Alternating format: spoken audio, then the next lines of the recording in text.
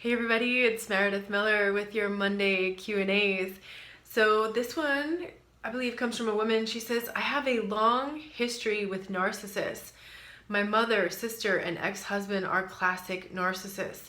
I am the codependent, over-caring opposite and am working hard to take care of myself. It is devastating to admit, but I think my adult son is a narcissist. While I have finally been able to extricate the other toxic people in my life, how do I manage to have a healthy relationship with my son and maintain healthy boundaries when he is always trying to pull me in? So this is really, really unfortunate, and I'm so sorry. I have heard from some other parents who are in similar situations where their child, is now the narcissist or the sociopath or the borderline because of the other parent. And it's incredibly sad that the child started to identify with the abuser. Go one of two directions, either the codependency direction or the narcissistic direction. When that's the direction it goes, it's just devastating. I can only imagine. And I would recommend that you connect with other parents. So for those of you who are parents who have a child who is already heading in that direction of psychopathy, sociopathy, narcissism, that direction of being the manipulator, identifying with the abuser, please comment below so you guys can connect so that you realize you're not alone. There are other people going through this. You asked, how can I have a healthy relationship with my son?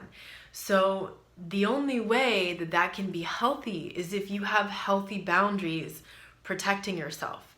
And only you know where those boundaries are, depending on his behavior and what he's trying to do, and depending on what your values are and what feels safe for you, what you need to protect, what matters to you. So what is he going after when you say he's pulling you in? How does he pull you in? How does he manipulate you? You want to look at that. Is he manipulating you through guilt tripping? Does he expect you to send him money?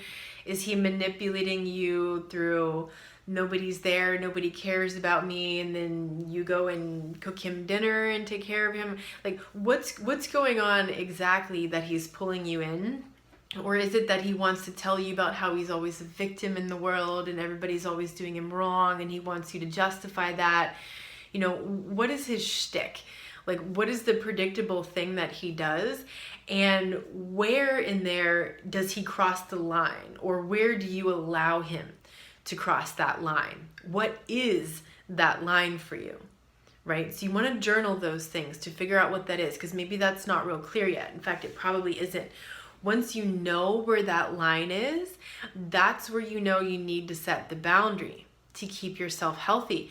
Now, you also know that when you set a boundary with a toxic person, with a manipulative person, they're immediately going to reject your boundary. They're either going to violently push themselves and impose themselves through that boundary and smash it down, or they're going to take the soft-handed approach, which is more covert, where they tried to get you to feel guilty or ashamed for having that boundary. They try to tell you that you're self-centered for setting the boundary, you're selfish for not giving them what they want, that sort of thing, or you should be ashamed to have that boundary because you're not strong enough to deal with whatever. However they're doing that, whether it's the more overt aggressive or the more covert aggressive way, one way or the other, the manipulative person is going to try to compromise that boundary. Your job is to maintain and enforce the boundary.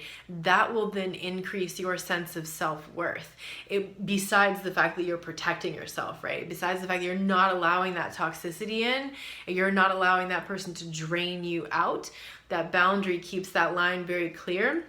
And that boundary and maintaining that boundary lifts your self-respect, because before, your self-respect was plummeting when you didn't have boundaries because you either didn't know you had the right to have them, or you allowing that person to impose themselves either by overt or covert aggression on that boundary, and therefore your self-respect was dwindling, because how could you respect yourself when you said one thing and then did the other? When you said, this is what I need and this is my line, and then you allowed the other person to hurt you and take advantage of you and abuse you and manipulate you again, your self-worth and your self-respect goes down.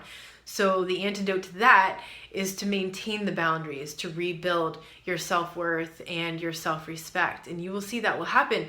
What may happen with your son is that he may get so upset that he's not getting what he wants from you that he might give you the silent treatment. He might ghost and disappear, and expect you to go after him, begging him for his presence in your life again. And you don't want to do that.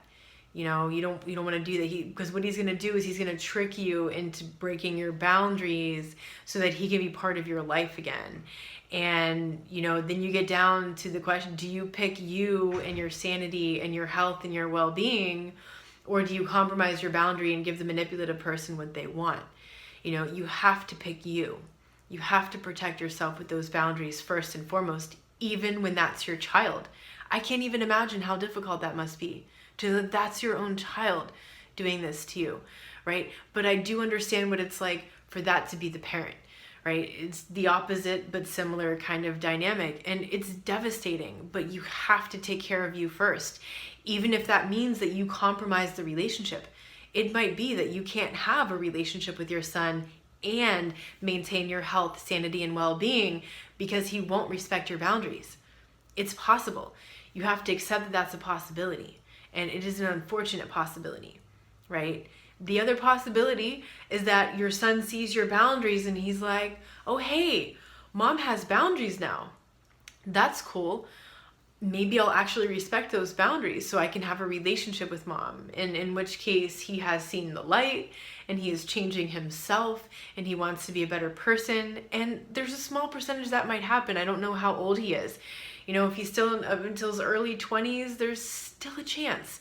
Beyond that, a person really gets set in their ways. If there isn't some kind of dramatic wake-up call earlier on, it's very, very difficult for a person to want to change their ways. Like, even when the divine intervention, come to Jesus moment happens, the narcissist, the sociopath will often turn away, from that and maintain who they are and keep manipulating people because they're getting something out of that. It works. They can choose to be a better person, or they can keep doing what they do, which works for them. And if that's where your son is and he's going to choose to keep doing those manipulation games again with you and continue to hurt and abuse you, then you might need to get to that point where you make the choice for you and your health and sanity and well-being, or to keep that relationship in your life. And that could be the very sad reality at some point.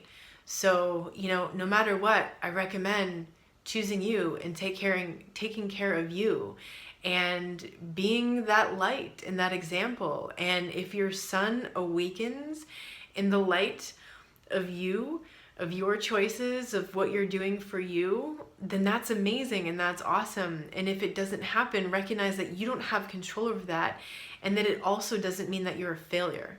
It doesn't mean you failed as a mom. That your son went that direction. That's his choice. He's an adult. For whatever reason, that could just be his life path. And it's just incredibly sad to think about, I'm sure. But that is the reality. And you have to pick yourself. You have to take care of yourself first. So, probably growing up, you always put him first, right? When he was growing up, you put him first. Probably because part of you, was so compromised in the relationship with his father and how you felt about that and the guilt of bringing him up in that, you probably tried to overcompensate and give him what he needed and what he wanted.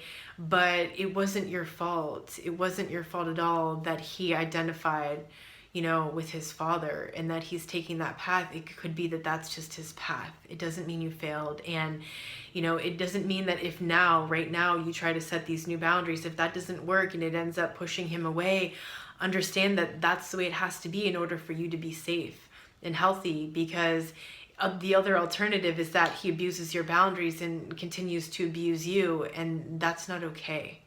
It's not okay. It's not okay from anybody, not even when that person is your child. Okay, so I understand that must be incredibly, incredibly difficult, and I am sending you a big hug.